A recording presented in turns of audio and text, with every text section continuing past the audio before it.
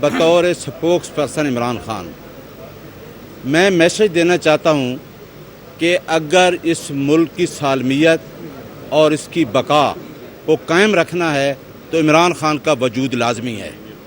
अब स्टेट का वजूद और इमरान खान का वजूद लाजिम मलजूम हो चुका है।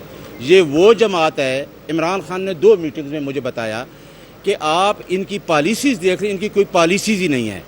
आप सिंध के हालात देख लें कि सिंध में क्या हो रहा है, आप बलूचिस्तान के हालात देख लें, बलूचिस्तान में क्या हो रहा है। जब तक आप लोगों के हकूक़ नहीं देंगे तो आपके जब अंदर से मुखालफत होगी तो आप बाहर के दुश्मन का क्या मुकाबला करेंगे। ये खान साहब का पैगाम था। आज आप सलामती कौंसल की मीटिंग बुला रहे हैं, जिस तरह राजा साहब ने कहा कि इमरान खान की आवाज़ नहीं, जिसके साथ पूरी कौम खड़ी है। 8 फरवरी को कौम ने सबूत दे दिया है कि हम उस लीडर के साथ खड़े हैं जो हमारी बात करता है, हमारी आइंदा नस्लों की बात करता है। मैं ये कहता हूँ कि इमरान खान को इस सलामती कौंसल की मीटिंग में, जिस तरह मेरे दोस्तों ने कहा कि वो लोग 5-7 जो 17 सीटों पे बैठे हैं, जिनके पास अवाम का मैंडेट ही नहीं है, वो कौम की बात कर रहे हैं। जिसके पास कौम का मैंडेट है वो जेल में बैठा है, आप बुलाएं उसको।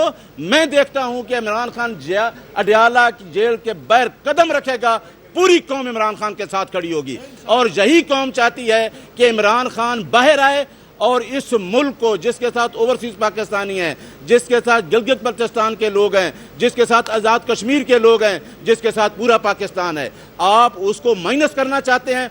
वो माइनस नहीं होगा क्योंकि पूरी कौम उसके साथ है, वो कौम का लीडर है। अब इमरान खान का कद वज़ीर आज़म से भी ऊपर हो गया है क्योंकि इमरान खान एक लीडर है और लीडर अपनी कौम के बारे में सोचता है, लीडर अपनी आइंदा नस्लों के बारे में सोचता है। अगली बात जो राजा साहब ने कही कि राजा साहब को भी कहा कल इमरान खान, मुझे और राजा साहब को नहीं मिलने दिया जा रहा।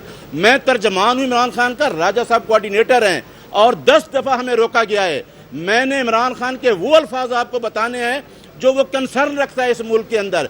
मुल्क के जो हालात हैं वो इमरान खान जानता है कि इस मुल्क में क्या हालात हैं, वो मेरी स्टेटमेंट नहीं आने देते। लिहाजा इमरान खान ने राजा साहब को कहा कि चीफ जस्टिस ऑफ पाकिस्तान को खत लिखें, तमाम झूठे मुकदमात ख़त्म हो गए। 180 एक अलकादिर मुकदमा जो चीफ जस्टिस रख के बैठा है, बाबर अवान साहब ने भी कहा वो मुकदमा लगने नहीं दिया जा रहा, सस्पेंशन की एप्लीकेशन नहीं लगने दी जा रही, हमारी कंटेम्प्ट की एप्लीकेशन पेंडिंग है, हमें बाहर नाकों पे रोका जाता है। ये कौन सा मुल्क है, हम कौन सी स्टेट में रह रहे हैं जहाँ ना कोई आईन है ना कोई कानून है। और एक बात कान खोल कर सुन लो, यही हम लोग थे जो अदलिया की तहरीक में चले 2007 से लेकर 2009 तक रोड पर। अब हमारे पास कोई ऑप्शन नहीं है, एक ही ऑप्शन है कि हम रोड पे आएंगे।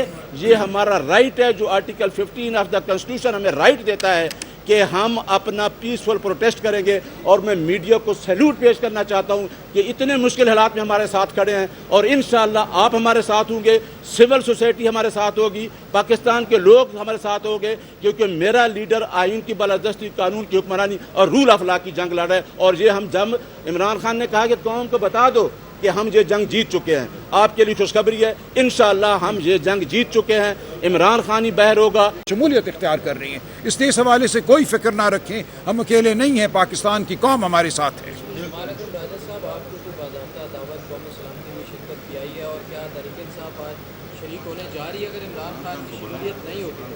देखिए, कौमी सलामती की जो एक कमेटी है उसमें तमाम सूबों के चीफ मिनिस्टर साहिबान शामिल होते हैं। उस हवाले से अली अमीन गंडापुर साहब को ज़ाहिर है कि दावत आएगी।